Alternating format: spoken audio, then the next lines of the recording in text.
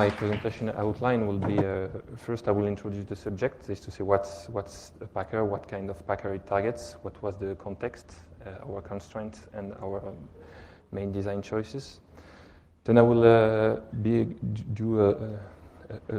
talk about a longer section describing the architecture, and along with the Windows internals involved, and how the architecture has evolved along the way. Then I will describe how to fine-tune the unpacking algorithm to have better unpacking results. I will do a quick demo of the tool. Then I will talk about the results of against various off-the-shelf packers, and then I will conclude. So first, let's introduce the subject. Why? Do you want me to change the microphone? No, it's okay. So why did we do this? It was for malware classification purposes. Indeed, colleagues of mine are working on a malware classification framework, and they face the problem of packed malwares because a lot of malware samples are packed to evade antivirus detection. And in order to classify the malware and not the packer which packed the malware, we had to be able to unpack those malwares. And unfortunately, there were no open source implementation of generic unpacker that was matching our constraints, so we had to develop our own. And our constraints are, first, it has to be working on bare metal, but also on a lot of different virtualization solutions, like VMware, VirtualBox, etc. It has to, as output, to produce a valid PE file, because the classification framework takes this PE file as input. And if we can run the PE file, if it can be used for dynamic analysis, it's even better. And we want to prevent the malware from detecting it's being unpacked. Generic unpacking is nothing. It's something that's not really new. There have been a lot of published papers and tools released about the subjects. The list here is not complete. But what we decided to do is we decided to make our own implementation of the engine that the Mutant X uses. But unfortunately, it's not open source, as I told you. But our work is, our first architectural design, the first try we made was inspired by this paper. So our tool targets packers that we can say that are simple packers, because the general idea is when we classify it is to quickly sort between common packers and those that we can unpack and we need further attention. So it works on off-the-shelf packers like SPAC, Compact, etc., and also homemade packers, but it doesn't work on more advanced ones that can use virtualization like Armadillo or VM Protect, and also on packers that may interleave unpacking layers and original code. So what's a simple packer on a scheme? It's an executable that starts with the packer code and embeds the original program. In our case, it would be a malware, and it will first and it will uncompress it in memory. So first, the packer code will execute. It will uncompress the original code in memory, and after a given point, the packer stops its execution and transfers execution to the original code, and that's what we're interested in. That is to say, our goal is to locate this point to see what's the original the malware is doing. And the goal of every generic unpacker is to find this point where the original code starts executing, and it's called the original entry point. How are we doing this? We are doing this by running the malware, the packed sample inside an instrumented Windows environment. That is to say, an operating system that we've had modified, And this modified environment allows us to follow the dynamic code generation of the Unpacker in order to figure out when the unpacking finishes. We'll do this in 3 steps. The first step is we'll run the program once, and we'll trace both write access and execute access on the process memory.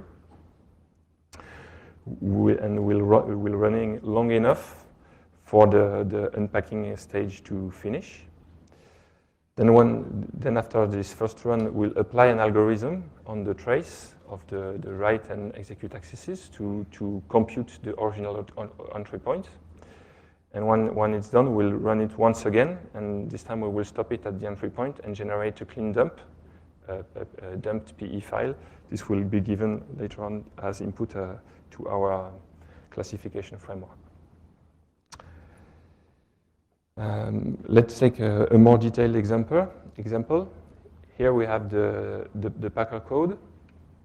It will start executing, and let's say it will first uncompress one layer. This will generate on the timeline at the bottom a write access to the layer 1. Then the Packer, once it has uncompressed the layer, it will execute this layer, which then generates an exec access on layer 1. Let's say the Packer has a second layer, then the first layer will uncompress the second layer, which also generates a write access to layer 2, then an execute access to layer 2. And now the last layer starts uncompressing the original program in memory. It will then start, for example, with the data. It will write the data. It generates a write access on D1. Then the write access, then uncompress, unpack the original program code, which generates a write access to C1, to the code. Then execute the code. Okay, that now, in fact, we're actually at the original entry point, but at that time, we have no way of knowing it's actually the original entry point. So the program continues execution for a certain time. Then the original program starts executing, and let's say, for example, it's made an access in its data, then calls a sum function in this code, and finally terminates. So now we've completed the step 1. We have a trace of the program execution, and we'll jump to step 2 to apply the algorithm to determine which of these execute access is the original entry point. So to do so, we will filter out all the access to memory page that have been only written or only executed during the program life. And in other words, it's keeping all the memory accesses on pages that are both written and executed during the process execution. And in this set of pages, we'll locate the last write access to a page and the original entry point in the first executed page after this last write access. And this way, we're able to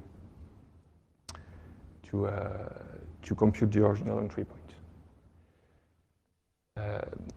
But how we do this? How we monitor the write and execute access? In fact, we're running the process in our modified Windows environment, and we will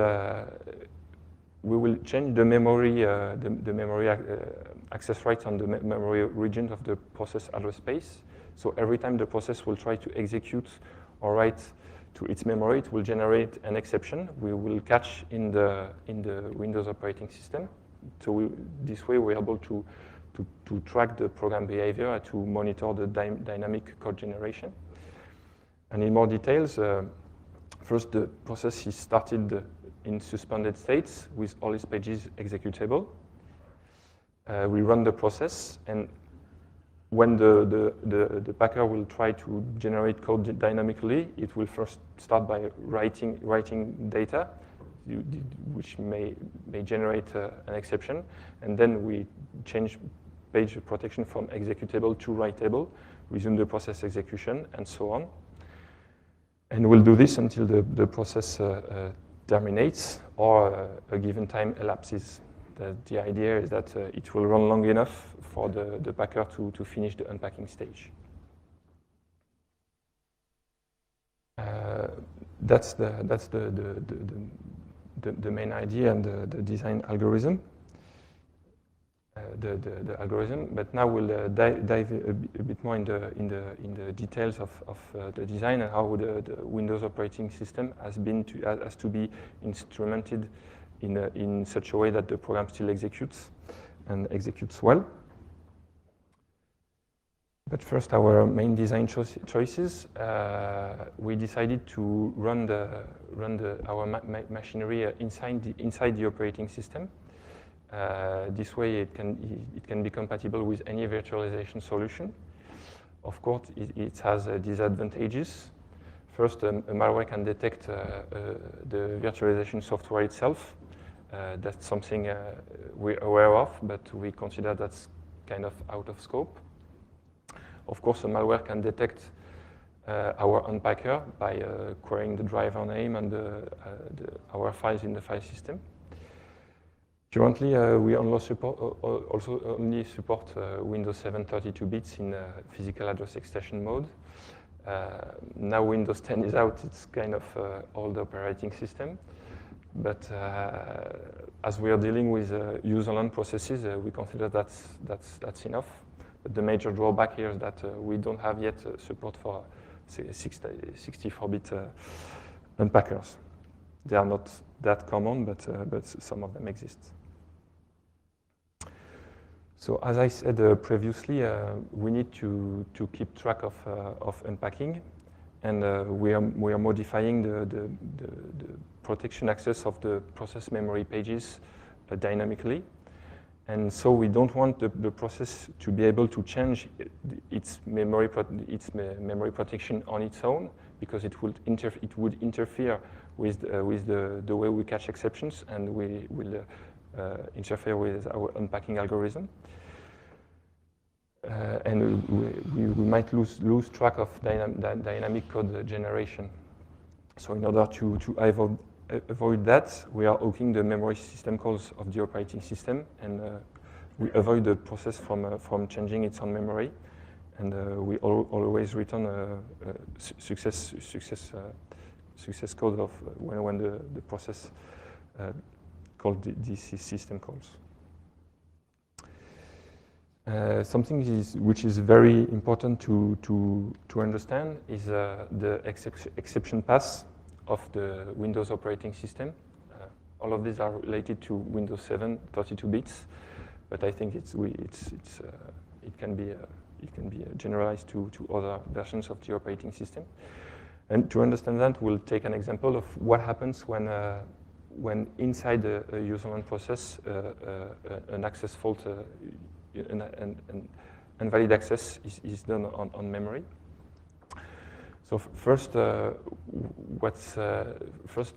processor will then transfer execution to the page fault handler of the Windows kernel.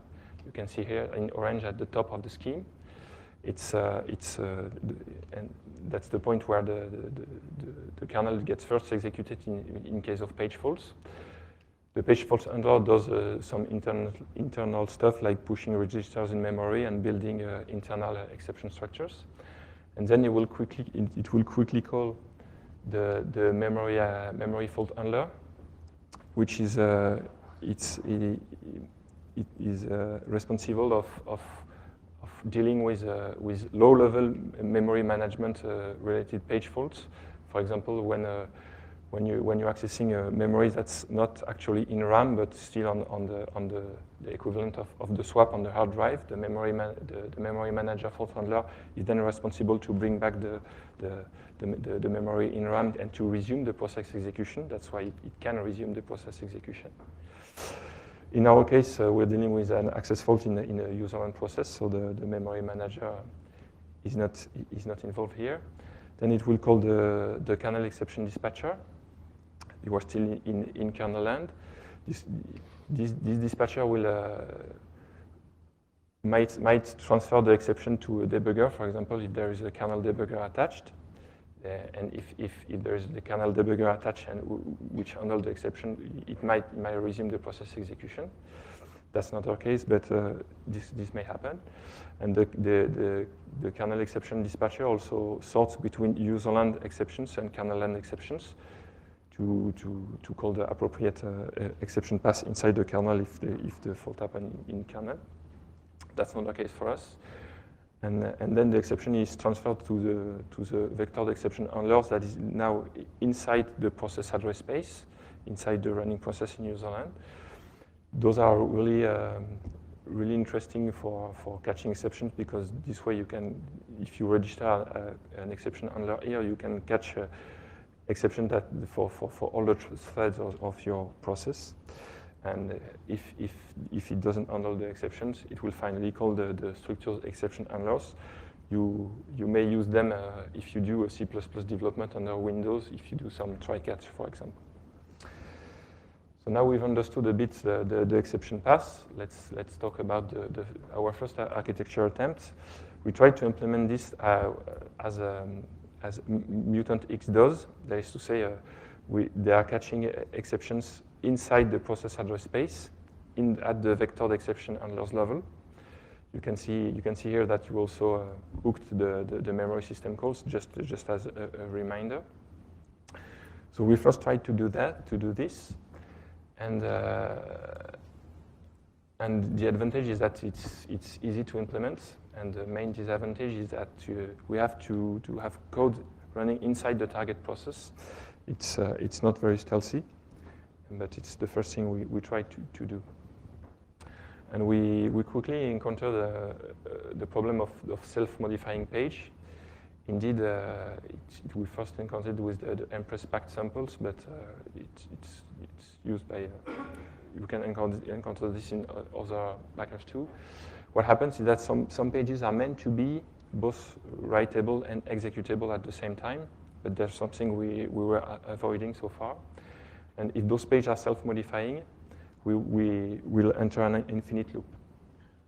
So in order to understand why we enter such infinite loop, let's take an example. So on the right, you have a piece of code in an executable page. And you'll see that first we add this instruction here, which executes normally. And then we're moving to this assembler instructions, which will write a byte inside our page. And when we try to execute this instruction, this generates an exception on the invalid write access. In this, because our page is executable and not writable. So we catch the exception. We swap the page protection. We log the access and swap the page protection and try to resume the process execution. And at the point where the fault happened. And then it will generate another exception. There's this time an wrong execute access because our page has swapped from executable to writable. So we have an heavily execute access, and if we apply the algorithm, we will swap the page protection once again, resume, and we enter the infinite loop. So we have to handle this, and we have to have a very, very simple improvement on the architecture or on the way we catch exceptions. In fact, to do this, we have to single-step the process. When the first page fault happens on write access on the page, and if we figure out that the page is self-modifying, then the exception will go all the way down to our exception handler. Then we will catch the page, set the page to writable and executable at the same time, but only for one instruction. And we activate single step and resume process execution. The instruction will execute correctly, but before executing the second instruction, a single step trap will be triggered here, which will go all the way down to our exception handlers. This way, we will restore the page from writable from both of those to only executable. We will remove single step and resume the process execution. This way, we can handle such cases. And then we continued our test and our development, and we encountered another problem. this time with binary packed with NSPack 2.4, and this was a bit more complicated. What happens in this in this packer, that, as I said previously on my first example, some packers are using multiple layers, and they generate code dynamically to unpack itself and the layers. And to do so, it allocates memory, and before executing it, it will call the system call to cleanly change the page from set the protection to set the page as executable before executing it, which is a good way of doing this. But remember that while the process executes, we are messing with its memory and with the right of its memory pages. And this system call, NT-protects virtual memory, outputs arguments to userland buffers, and the packer provides to this system call an address to receive those output arguments. But unfortunately, this address was at the time executable but not writable due to the fact that we are modifying its memory while it's executing. And as a result, the syscall fails and the unpacking fails too. So we have to take this in account and to change our architecture. But first, we'll explain a bit more how this sanitization, how the system call sanitization works in the Windows operating system. It works the same way for all the system call. It's not specific to this system call. So the sanitization mechanism is based on exceptions. This system call here takes an output will output data to user at this address. But first, it will register. Do this in a try except, as to say it registers an exception on its stack. And in order to ensure that the output buffer is writable, the Windows kernel will call this function, which will actually write the whole buffer to first try to write the whole buffer to ensure it's actually writable, and if it's not, an exception is generated, which is catched at the end of the system call, and the system call then fails. So we have to handle this, just to be sure we understand what's happening when such fault happens. Then the patch fault handler is notified. It goes to the memory manager fault handler, but it's not a memory management fault, and it will go to the KI dispatch this exception handler. This time it will figure out that it's not the exception happened inside the kernel, that is to say inside the system call. So the exception will then be dispatched to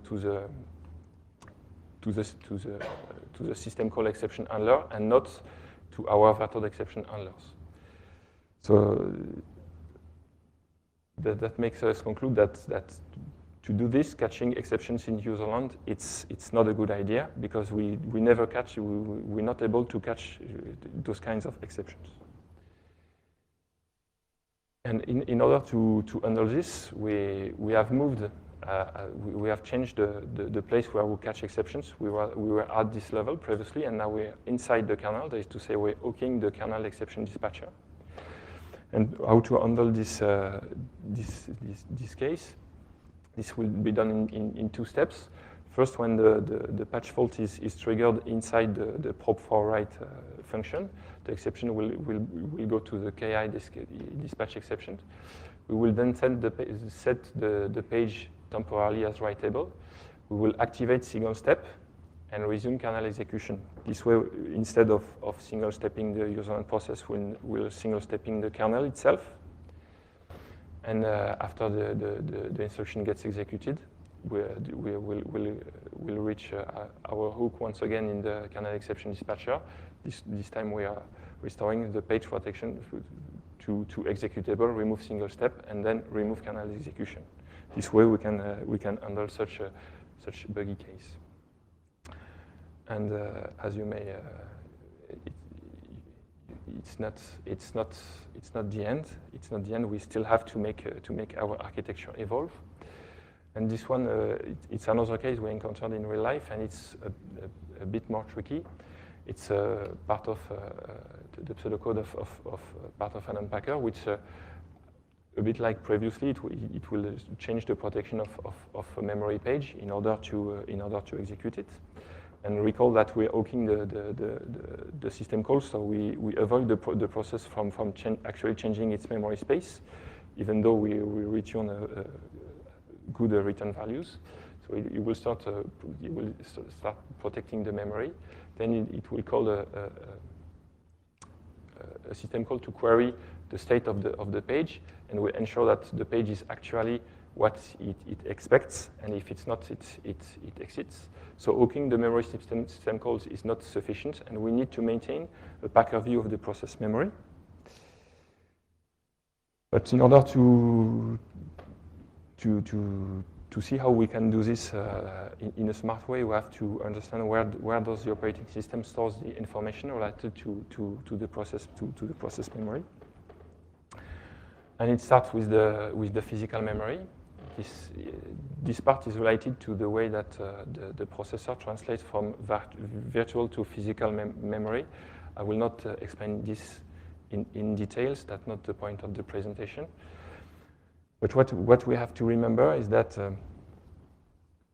in order to do a virtual to physical address translation, the processor maintains structures inside the physical memory. And the most important of them for us is the page table entries. That's 64 bits words, and there's one for every virtual page of every running process on the operating system, and it's used by the processor to translate from virtual to physical memory. That's why you have the physical address here in the page table entries. And it also, at very low level, the processor also stores the memory protection of the page as a combination of readable, writable, or executables. And it also has that's for the processor perspective, and it has a lot of free unused bits in those page table entries. And the Windows operating the processor stores information at this level, but also so does the Windows operating system, and more precisely the information relating to low-level memory management. Indeed, using the free bits of both invalid page table entries and valid page table entries, the Windows operating system stores information regarding for example, daemon paging or page file. That is to say the swap. I talked about it a bit previously, and also special page table entries for shared memory. It also stores information in valid page table entries, for example, to handle the copy and write mechanisms.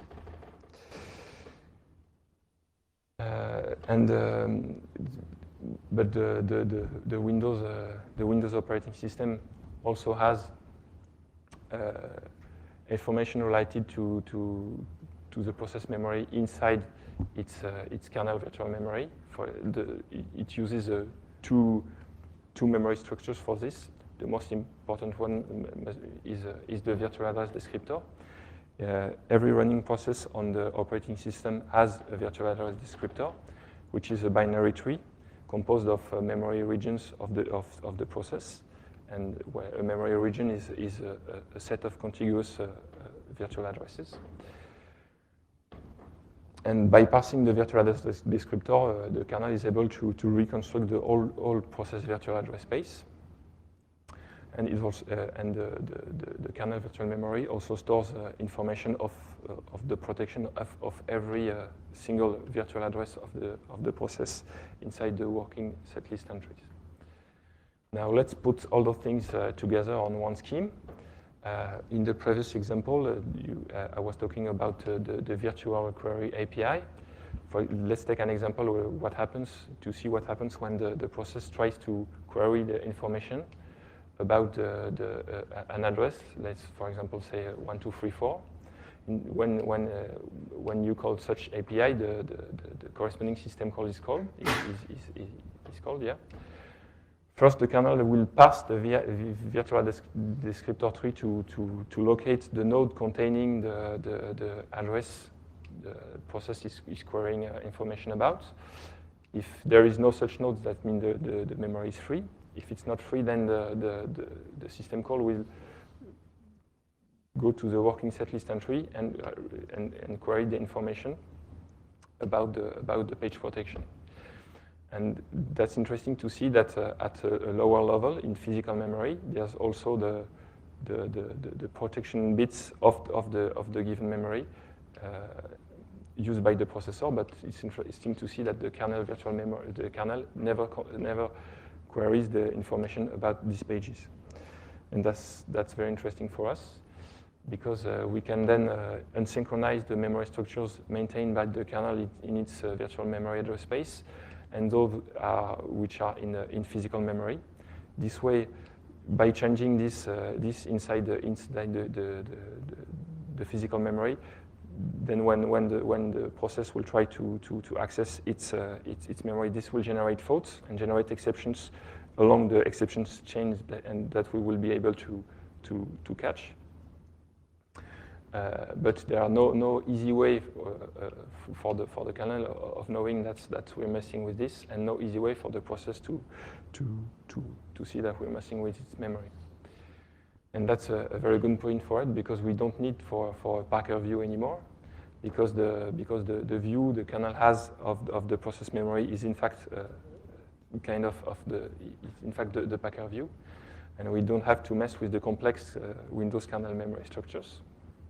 But there's something we have to take in account, is that the resynchronization of physical view and virtual view happens on memory system calls. It's not a big deal, because the memory system calls we are already hooking the memory system calls, and the resynchronization also happens when the memory manager handles page faults, for example, for domain paging and copy alignment and stuff like this, because as I said previously, it stores information for that at very low level. So this leads us to our very last architecture evolution. So previously, we were both catching a single-step exception and patch fault exception at this level, but now we will have to catch patch fault exceptions at this level, that is to say, before the memory management fault handler does, in order to avoid the resynchronization I was talking about.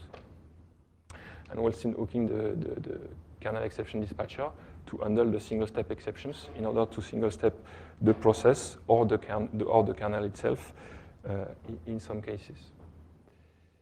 And what's now the general architecture of our tool? We have a Python script here that creates the monitored process, which will be unpacked in suspended states.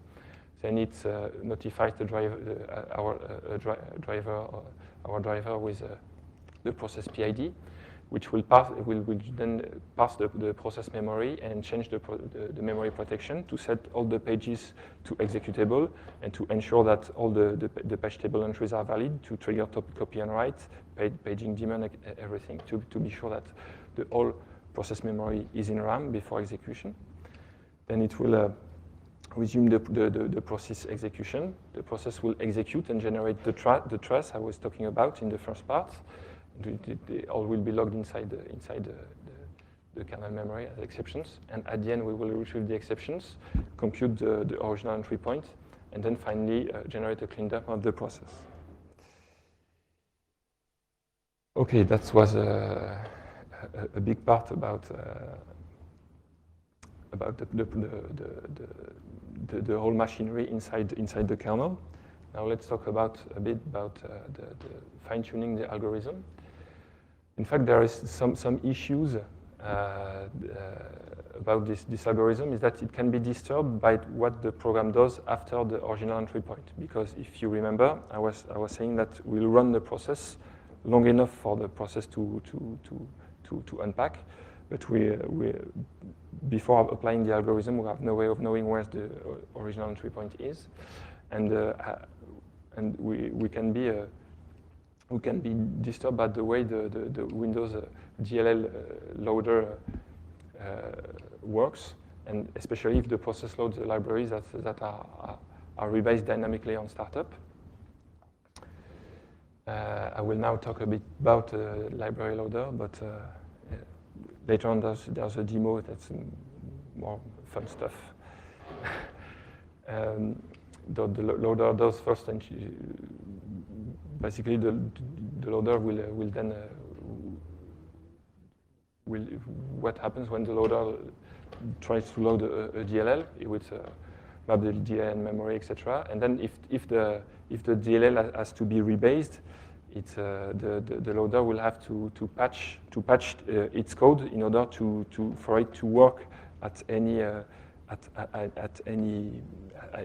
memory base, and that is to say to rebase it. Instead of, and then at the end we will call the entry point, call a standard callback function that is registered in every library. So in Scheme, what happens? First, the loader loads the memory, the DLL in memory, and sets all the section to read-write exec. Then it will patch the relocations in the code and in the data to ensure that the DLL will be able to run on the module, on the given module base if it's rebased. Then you will restore the PE sections memory rights at the appropriate value. And finally, it will call the DLL main, and after that, the library is loaded and ready to be used. And indeed, it has this can be a problem for us, because if you recall the scheme I had on the first section, let's take an example. If with a Packer code, with an unpacked program, the real original entry point has been reached, and just after the original entry point is reached, the program loads dynamically a library that is rebased. Then the loader will map the DLL in memory, will patch the relocations, and then exec the DLL main. And what happens here is that this can be interpreted by the algorithm as some kind of unpacking parts, which will fool the algorithm and shift the original entry point to a wrong value. And that's something we want to avoid. And to avoid this, we will collect information of the loader every time an exception happens, to know if the loader is at work, which DLL is being loaded, and which set of the process is loading the DLL. And the loader is sometimes creates problem, but it also can create opportunities. Indeed, we can, using this filtering on the loader state, we're also able to unpack DLLs this way by only applying the algorithm on exceptions that are induced by the loader itself. And this way we can determine the DLL entry points. Okay, now just to wake you up a bit, I will show you a video of a quick demo I made. Now I'm running inside the Windows 7 environment. I will first load the driver, which will on the fly hook the kernel to redirect the exceptions. I will be using a TCP view binary, which is a standard sysinternal tool. Here I'll open it in a disassembler to show that it's currently not packed. We are at the entry point, and you see that we have clean code. So I close it. Now I'll use some kind of popular code packer, which is P compact. I will then compress compress the binary. It generates a backup I'm removing, and then I rename it as a TCP view packed to avoid confusion. Now I open it once again in the disassembler just to show you that the file is actually packed. You can see that at the entry point now we have code of the packer, which is it's not meant to be easily understood. What I'll do now is that I will run the Python script I was talking about and giving it at input the TCP view packed. The process starts to run, and now you see that the kernel debug log and all the page swap and exception catched. The process is a bit long to run because of the kernel debugging and because we are generating a lot of page faults and cat flush on the CPU. It has run for 15 seconds to be unpacked. Now we remove the packed binary. It has generated two binary, one clean dump and one unpacked, because the library I use is able to rebuild the imports. Now I open the unpacked version, and as we can see, that's very, very similar to what we had previously. Yes, and if we browse the code now, we can see we are at the entry point of the process. I can close it now, and we can see that the process is actually still runnable. And the other example I have is now, as I was talking about unpacking DLLs. That's a DLL packed. I think it's NS packed. I took it from VirusTotal. This one, I open it. You can see that at the DLL main, as to say, the DLL entry point, we have the code of the packer, which is doing a lot of allocation, protection, and modification of memory. It exports functions that resolve to sections that are empty and will be generated dynamically by the packer. Now I will run my tool once again, but this time I will give as input the DLL. It will be loaded, and we'll see that the tool works and generates this time the dump. I will remove the kernel debugging, and this time I will open in the disassembler the unpacked version.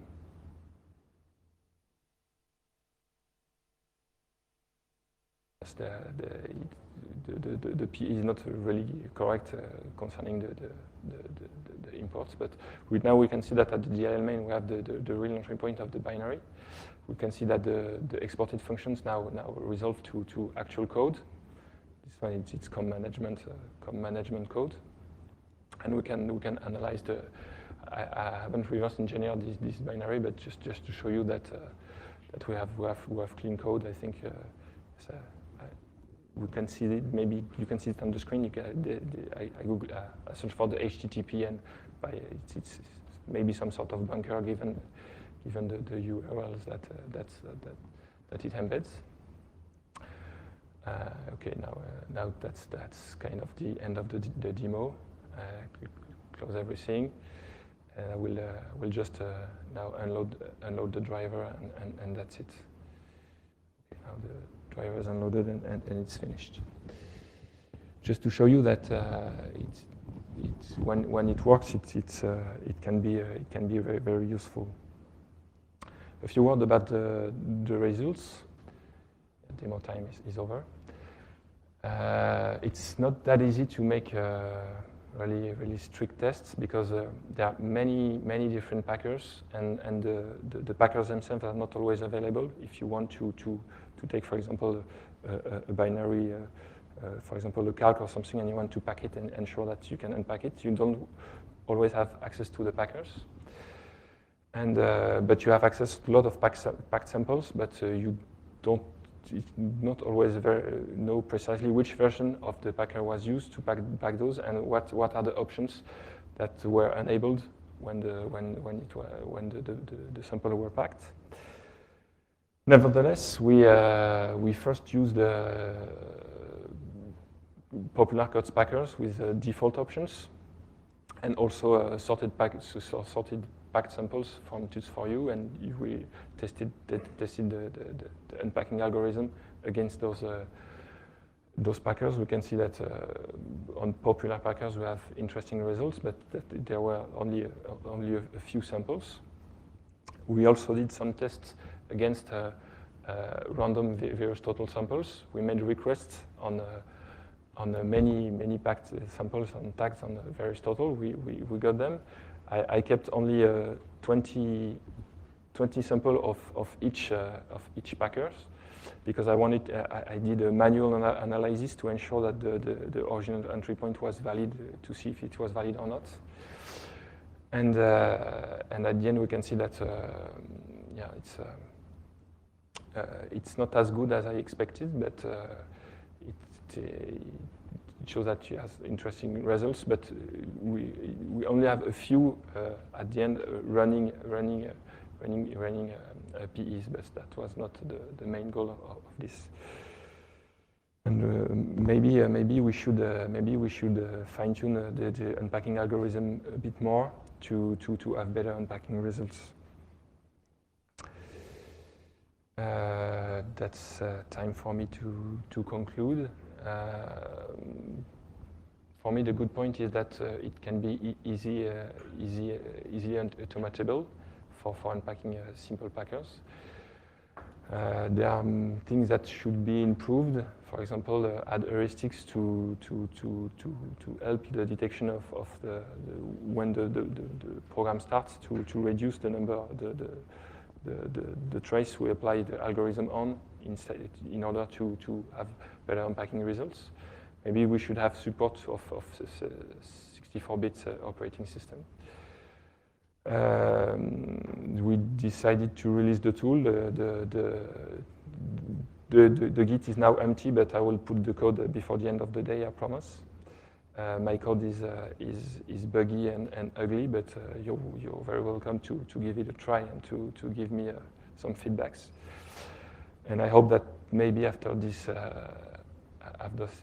presentation, you'll be able to write your own generic unpacker. Okay, thank you for listening to me. I finished a bit early, but as we're quite running late on schedule, I guess it's not a problem. And I'd be glad to answer any questions you'd have. Well, congratulations on the great work.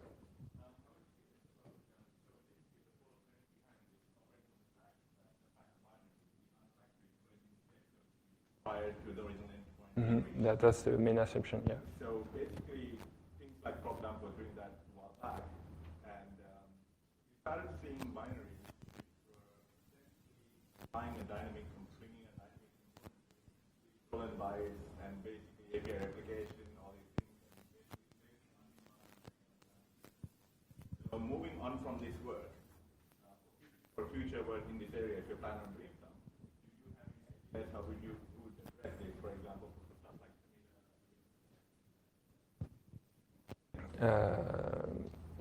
my guess is that I doubt that I would be able to do something very generic that will handle all packers, but maybe we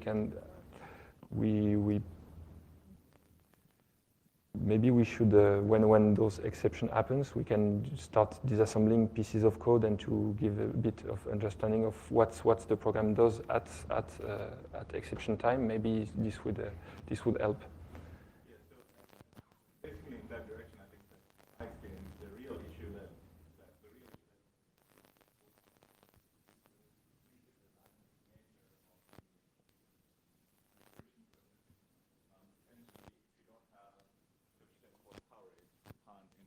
sufficient for decryption. So that is probably some area that needs that'll be interesting to work on. Just a point. Anyway, thank you very much. Okay.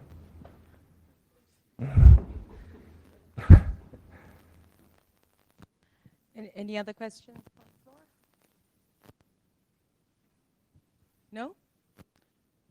All right. Well, Julien will be around for the rest of the day today, so feel free to approach him and ask him any questions if you like. We're now going to thank you very much, Julien.